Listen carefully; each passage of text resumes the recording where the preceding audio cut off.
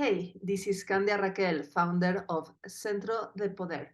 Welcome to the Sensual Sessions, the place to explore sensing pleasure through your senses. And today we have a very special guest. This is Bruce Fertman. He is a founding member of the Alexander Alliance, and he's also a dancer and author of Grace of Sense. Welcome, Bruce. Thank you. I'm very happy to have you here. So tell us how come you became so interested about the somatic experience of movement? Because I see that you were a founding member of the Alexander Alliance back in 82. Was it 82? The day, Yes. the year that I was born. So that's a huge commitment. How did that happen? Yeah. How did you become like so passionately immersed into Alexander and like this awareness of movement and like created like a school about that? Well, I was one of these kids that I think now would be called an ADHD kid. I was very hyperactive and I had stuttering problems. I had speech problems because my mind was moving so quickly and my mouth couldn't move quickly enough. So um, so I had problems with controlling my energy uh, when I was, from the time I was very little, but at the same time, I was very highly coordinated. I was a really good athlete, just inherited some very good genes from my dad. So I loved movement, but I felt there was something, I couldn't control all my physical energy. And then when I was about 12 or 13, I had to do a project in my religious school, and it was a comparative religion course.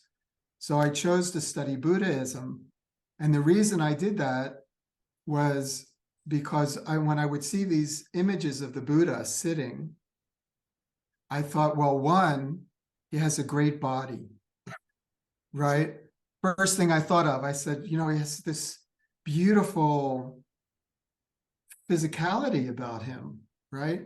And then I thought, but he's calm and I'm not, you, you know?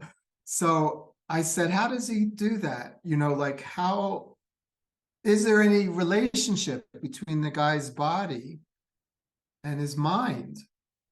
So that took me into this, well, what is the relationship between physical life and physical enjoyment and spiritual pleasure, like physical pleasure and spiritual pleasure?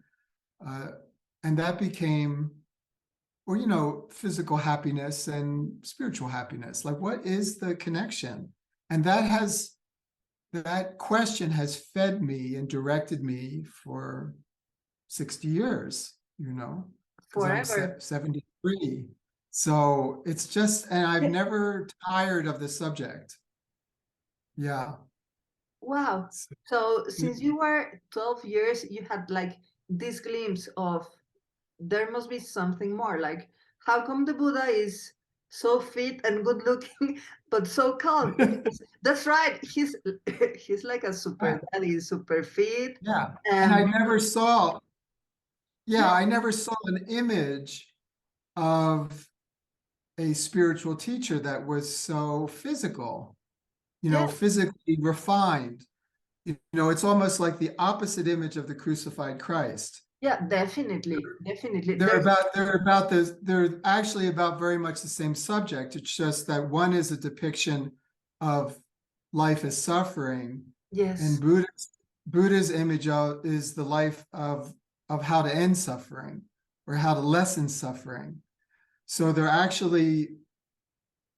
just showing two sides of a coin, that life is difficult for us and how do we make it more enjoyable. You know, how do we bring ourselves into a kind of healthy balance? Yeah, Um, it's really, so yeah, they're related. they're related. Yeah. And what you see, what one can see in the Buddha is it's it's embodied dignity, like Embodied dignity. the Perfect. the uprightness Hmm. and the serenity in the posture. And it seems like, yeah, meditation posture is piece of cake, but it's not that easy to be sitting in the floor with a hip flexion of 90 degrees. And like that is posture, and you really need to have a psoas working on there, like a core structure and a self-organization that allows to be relaxed and grounded while sustaining you in that position. So Yes. Yeah. It takes training. It yeah, takes training for an adult. It takes training.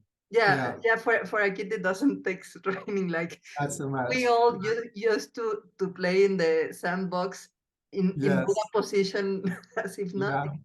So Yeah. it seems that something happens along not necessarily development, but perhaps education and living in this culture, that we lose this um, upright embodied dignity in the posture that we had when we were kids sitting in the sandbox. Like, Hmm. and what can you recall in regards to that? Because you say that you were very physical but very hyperactive. So um, can you recall a time where you could actually be embodied but like quiet and calm and involved in the experience, or Yeah. Well, you it know, it's was very like interesting. acceleration, It was, creative volcano exploding? yeah, it's interesting because my mom told me a story of our getting ready to go on a vacation trip and drive down to Florida. And I was a little baby, and she, you know, it's busy getting ready to go on a vacation. So they're running around the house, getting everything organized, packing the car. And they put me on outside on the porch. And I apparently was this kid that was happy, calm, very calm, and you didn't have to entertain me at all. It's just put me down anywhere and I was fine. So she puts me down on the porch, and they they get everything ready, and they drive away, and they forgot me, They right? forgot you. So about 10 minutes, yeah, about 10 minutes later, my sister says, "Where's Bruce?" And they said they go back, and I'm sitting on the porch totally fine, Like a Buddha. know, like a Buddha. And so apparently I was like that when I was little. And actually, I can remember being very before I started school. Before And it you was started really school. being in school that something about having to sit at a desk, and because I was so happy when I was outside, which is one of the reasons I love living where I live, because I'm outside a, a great deal of the time. Spacious. So anyway, I was just that kind of kid that needed room to move and just needed space and time. As if somehow space was a proper container for calm. And Hmm. Somehow they're connected for me. nice, interesting. Yeah. Yeah, I mean, and you know, there's a connection to Buddha and pleasure, yeah, because, you know, Buddha started out as a prince, yeah, and he likely had a very opulent and uh, sensory, he had a very wealthy life. He was wealthy, yeah. right?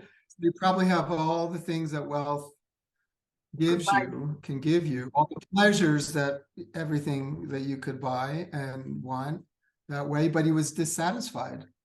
He was So, dissatisfied. and when he It went was not outside, enough. when, It was not well, enough. somehow it wasn't making him happy. And, and, and so and when he went outside of the walls, he was disturbed because he saw a lot of poor people, he saw sick people, he saw old people, he saw dying people, and it just made him wonder about life in general. So he leaves and he undergoes a very ascetic lifestyle for a while, where he's under this idea that if you punish the body, that you can free the spirit. And this was the kind of idea at the time. And at some point he felt like, no, this is just not working. Not working. Not working. And then at some point he just sits down under a tree and he realizes that being excessive in any direction is kind of off base. Yes. Like indulging in pleasure gets you off balance, and